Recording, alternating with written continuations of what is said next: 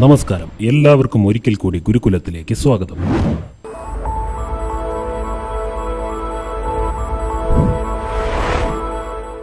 കണ്ടതെല്ലാം ദൈവമാണോ? കണ്ടതിനെല്ലാം ആരാധിക്കാൻ പാടുണ്ടോ? ഇതാണ് ഇന്ന് നമ്മൾ ചിന്തിക്കുന്ന വിഷയം. ഭാരതത്തിൽ ഒരുപാട് ദൈവങ്ങളെ ആരാധിക്കുന്ന രീതി ഉണ്ടെന്നാണ് പൊതുവെയുള്ള വിചാരം. ബഹുദൈവ ആരാധന എന്ന് ഇതിനെ വിളിക്കുന്നു. എന്നാൽ സത്യത്തിൽ ദൈവം എന്നത് ബഹുവചനമോ പുല്ലിംഗ സ്ത്രീലിംഗ ഭേദമോ ബാധിക്കാത്തൊരു ശബ്ദമാണ്. ദൈവം എന്നാണ് പറയുക. ദൈവൻ, ദൈവി, ദൈവങ്ങൾ എന്നൊന്നും പറയാൻ കഴിയില്ല. ദൈവം എന്ന പദം ദിവ് എന്ന ധാതുവിൽ നിന്നാണ് ഉണ്ടായത്. ദിവ് എന്നാൽ പ്രകാശം, ആനന്ദം എന്നൊക്കെയാണ് അർത്ഥം. സൂര്യനെ ദിവാകരൻ എന്ന് പറയുന്നു.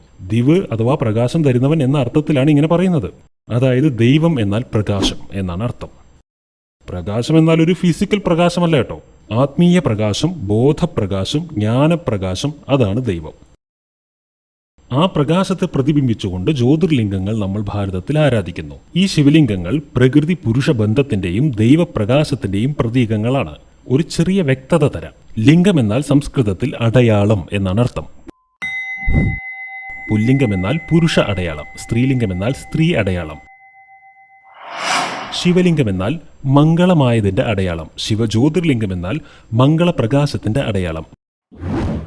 ഈ കാണുന്ന രൂപം പ്രചാരത്തിലാകുന്നതിനെല്ലാം എത്രയോ കാലം മുമ്പ് ഈ രൂപം നമ്മൾ ആരാധിച്ചിരുന്നു. അതായത് ഈ രണ്ടു രൂപങ്ങളും തമ്മിൽ വലിയ ബന്ധമൊന്നുമില്ല. പക്ഷെ പിന്നീട് പ്രാചീന ചിത്രകാരന്മാർ ഇതിനെല്ലാം കൂട്ടിക്കുഴച്ച് വരച്ചു വെച്ചു. അതിന് പുതിയ വ്യാഖ്യാനങ്ങളും ഉണ്ടാക്കി. ശരി, ദൈവം എന്ന പരമമായ ഊർജത്തെയാണ് നമ്മൾ ഭാരതീയർ ഈ രീതിയിൽ ശിവജ്യോതിർലിംഗമായി ആരാധിക്കുന്നത് എന്ന് മനസ്സിലായില്ലേ? അങ്ങനെയെങ്കിൽ ബഹുദൈവാരാധന എന്നാൽ എന്താണ്?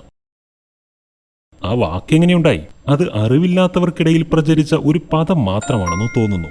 വാസ്തവത്തിൽ ദൈവവും ആരാധനയും തമ്മിൽ ആശയക്കുഴപ്പമുണ്ടായതായിരിക്കും. അതായത് ആരാധന എന്നത് ദൈവത്തോട് മാത്രമൊന്നും അല്ല ഉണ്ടാവുക. ആരാധന എന്നാൽ സ്നേഹ ബഹുമാനങ്ങളെല്ലാം ഉള്ള ഒരടുപ്പമാണ്. ഞാൻ സച്ചിൻ ടെണ്ടുൽക്കറെ ആരാധിക്കുന്നു എന്ന് പറഞ്ഞാൽ അദ്ദേഹം എൻ്റെ ദൈവമാണെന്നല്ലല്ലോ അർത്ഥം. ആ ആരാധനയുടെ അർത്ഥം വേറെയാണ്. ആരാധന എന്ന വാക്കിന് പല അർത്ഥങ്ങളും ഉണ്ടാകും. ആരാധിക്കുവാൻ പല കാരണങ്ങളും ഉണ്ടാകും. അതേതെല്ലാം വിധത്തിലായിരിക്കുമെന്ന് നമുക്കൊന്ന് പരിശോധിക്കാം. Point number 1, വീരാരാധന. അതായത് നമ്മുടെ ചരിത്രത്തിൽ വീരകർമ്മങ്ങൾ ചെയ്തു പോയ മഹാന്മാരോട് നമുക്കുണ്ടാകുന്ന ഒരു ആരാധനയാണ് വീരാരാധന.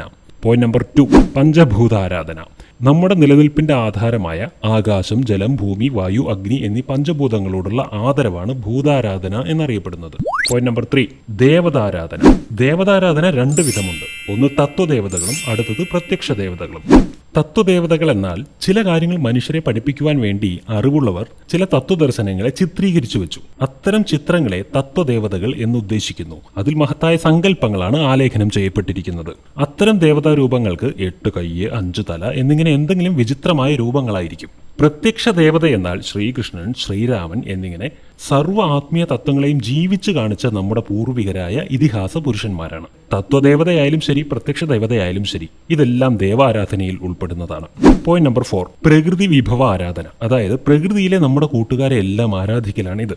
ധാന്യങ്ങളെയും ചെറുസസ്യങ്ങളെയും മരങ്ങളെയും മലകളെയും നാഗങ്ങളെയും പറവകളെയും മൃഗങ്ങളെയും എല്ലാം ഈ ആരാധനയിൽ അങ്ങനെ എണ്ണമറ്റ കാര്യങ്ങളുണ്ട്. നമ്മുടെ ജീവിതത്തിന്റെ നിലനിൽപ്പിനും അല്ലെങ്കിൽ ഭൂമിയുടെ സന്തുലന താളത്തിന്റെ നിലനിൽപ്പിനും കാരണമായതുകൊണ്ടാണ് ഇവയെല്ലാം നമ്മൾ ആദരിക്കുന്നതും സ്നേഹിക്കുന്നതും ആരാധിക്കുന്നതും. അതായത് ആദരവിന്റെ ഒരു പ്രത്യക്ഷ പ്രകടന ഭാവമാണ് ആരാധന. ഇനിയുമുണ്ട്. മാതാപിതാക്കളെയും ഗുരുജനങ്ങളെയും അതിഥിയെയും ജന്മദേശത്തെയും ഗ്രഹങ്ങളെയും നക്ഷത്രങ്ങളെയും പണിയായുധങ്ങളെയും പുസ്തകങ്ങളെയും നമ്മൾ ഭാരതീയർ ആരാധിക്കുന്നു. അതായത് ബഹുമാനിക്കുന്നു, സ്നേഹിക്കുന്നു. എന്നാൽ അതിന്റെ എല്ലാം അർത്ഥം ഇതെല്ലാം ദൈവമാണെന്നല്ല. ഇവയോടെല്ലാം നമുക്ക് ബഹുമാനമാണ് എന്നാണ് അർത്ഥം. എത്രയധികം മഹത്വമേറിയതും വിശാലത നിറഞ്ഞതുമായ വീക്ഷണമാണിത്, അല്ലേ? പക്ഷേ ഇതിന്റെ എല്ലാം ഉപരി ദൈവത്തെ ആരാധിക്കുവാനായി ജ്യോതിർലിംഗ രൂപങ്ങളും നമ്മുടെ പക്കലുണ്ട്. ഈ രൂപം പോലും ഉപയോഗിക്കാതെ ദൈവപ്രകാശത്തെ ധ്യാനിച്ച് ദിവ്യത കൈവരിക്കാൻ ശ്രമിക്കുന്നവരുമുണ്ട്.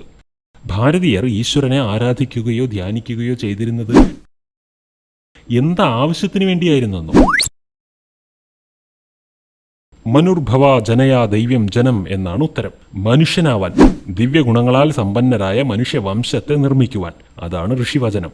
പക്ഷെ പിന്നീട് എപ്പോഴോ എല്ലാം തകിടം മറിഞ്ഞു. ദൈവത്തെ നമ്മുടെ കാര്യം നടത്തി തരുന്ന ഇടനിലക്കാരനാക്കി മാറ്റി. ബാഹ്യ ആചാരങ്ങളും ആർഭാടങ്ങളും ആരവങ്ങളും കൂടി. അന്തസത്തയെ മറന്നു. സാരമില്ല, ഇനിയെങ്കിലും സംഭവിച്ചത് ഇങ്ങനെയൊക്കെയാണെന്ന് മനസ്സിലാക്കിയാൽ മതി. തെറ്റിയതെല്ലാം തിരുത്താൻ ഇപ്പോൾ നമുക്ക് തുടങ്ങാം. ബഹുദൈവ ആരാധന എന്നൊരു കാര്യമേ ഇല്ല. ആരാധനകൾ പല